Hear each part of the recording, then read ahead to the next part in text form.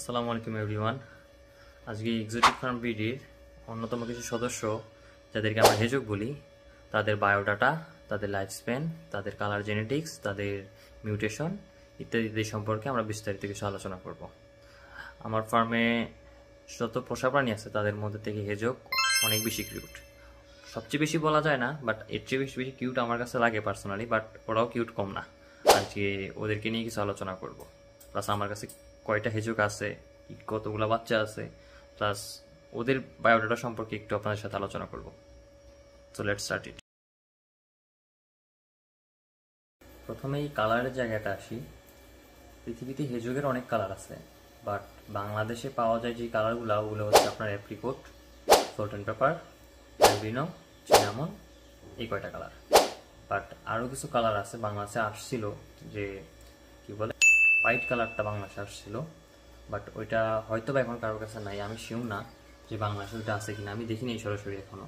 But বাকি যে কালারগুলো অ্যাভেলেবেল আছে ওগুলো সবগুলোই আমার কাছে আছে এখন। আমি সবার সাথে আপনাদের একে একে পরিচয় করাবো ইনশাল্লাহ।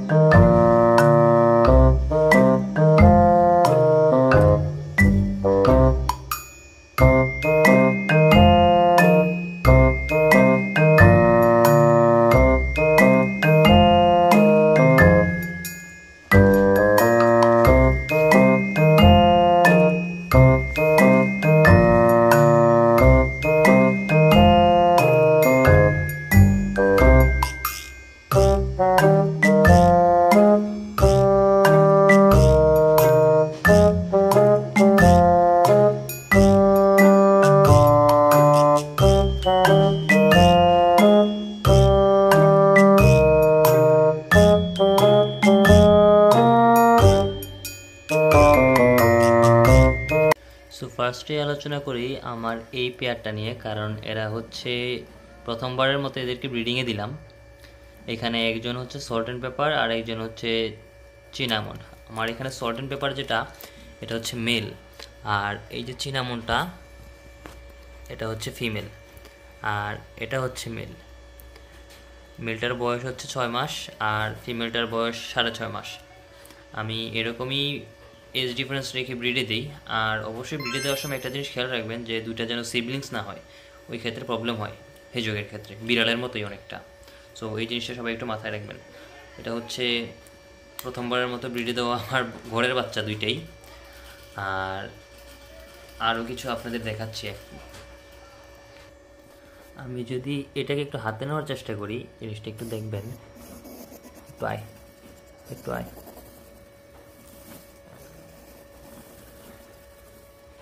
এই দেখেন, এতটাই মোটা যে ঠিক মতো গুলো হইতে পারে না।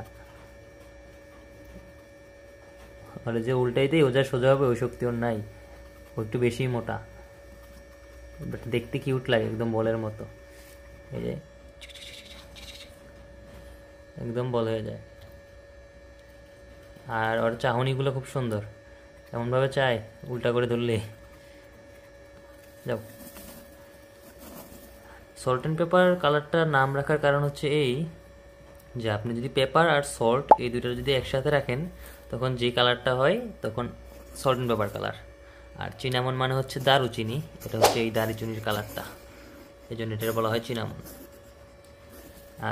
ফুসফুস করতেছে দেখে অনেকে ভয় পাইতেছেন হয়তো বা, বাট একটা জিনিস বলে রাখা ভালো, হেজকের কাঁটা হার্মফুল না। হেজকের কাঁটা যদি হার্মফুল হতো আমরা পালতে পারতাম না। এটা একটা হোমব্রিড পোষা প্রাণী, এটা পোষা প্রাণী হিসেবে পালা যায়। এটা ওই সজারুর মতো না যে অনেক বড় বড় কাঁটা, আপনাদেরকে কাঁটা বিদায় দিলে আপনাদের ক্ষতি হবে, এরকম কোনো কিছুই না।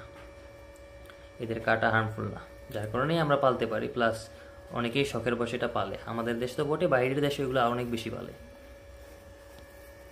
এটা হচ্ছে আমাদের একটা পেয়ার। চলেন আরেকটা পেয়ারের দিকে যাই। সো এই হচ্ছে আমাদের আরেকটা ব্রিডিং পেয়ার। এখানে একজন হচ্ছে অ্যালবিনো আর একজন হচ্ছে অ্যাপ্রিকট।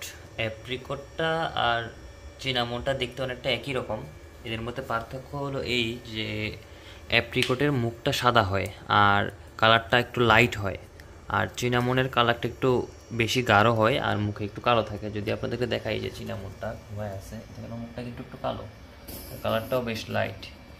বাট যদি অ্যাপ্রিকটের ক্ষেত্রে দেখাই, অ্যাপ্রিকটের কালারটা একটু লাইট হয় আর ফেসটা একটু সাদা হয়, একটু না পুরোটাই সাদা হয়। দেখাই যদি আপনাদেরকে, দাঁড়ান, দেখিস না,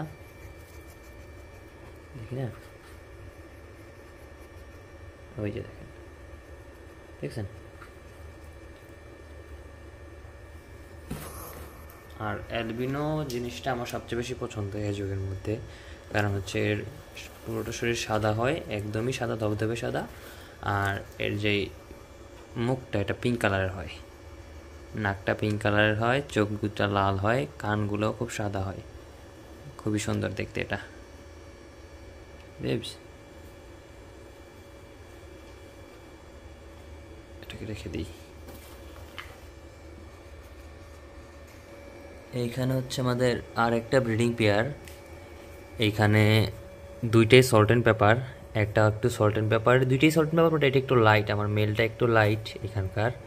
আর দেখেন ফিমেলটা একটু গাঢ়, বেশি গাঢ়, সল্ট অ্যান্ড পেপার কালোটার রঙটা বেশি, আর এর গায়ে একটু সাদা রঙটা একটু বেশি লাইট কালারের। দুইটাই সল্ট অ্যান্ড পেপার, তাও একটু ডিফারেন্স আছে আর কি।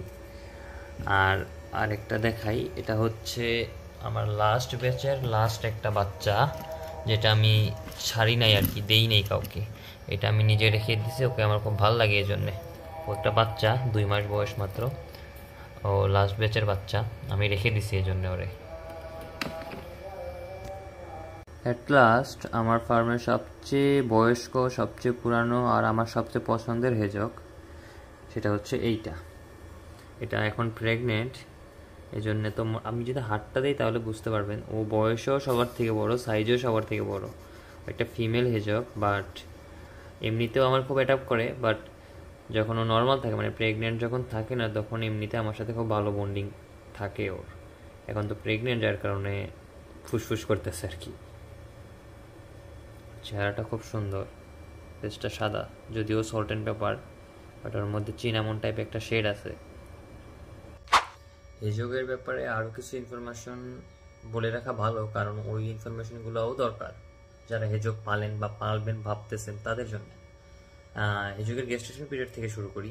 একটা হেজকের, ফিমেল হেজকের আপনার অ্যাডাল্ট হয় 5 মাস বয়সে, বাট বাংলাদেশের আবহাওয়াতে যেহেতু এটা বাইরের দেশের একটা প্রাণী, আমাদের উচিত অ্যাটলিস্ট 1 মাস সময় দাও। আমি পার্সোনালি দিই 6 মাস বয়সে, আমি ব্রিডে দিই। দেন ওটা আপনার বাচ্চা দেয় হচ্ছে ব্রিড সাকসেসফুল হওয়ার পর 34 থেকে 37তম দিনে, অ্যাকর্ডিং টু গুগল 35 দিন, 34 থেকে 37তম দিন আমার অভিজ্ঞতায়।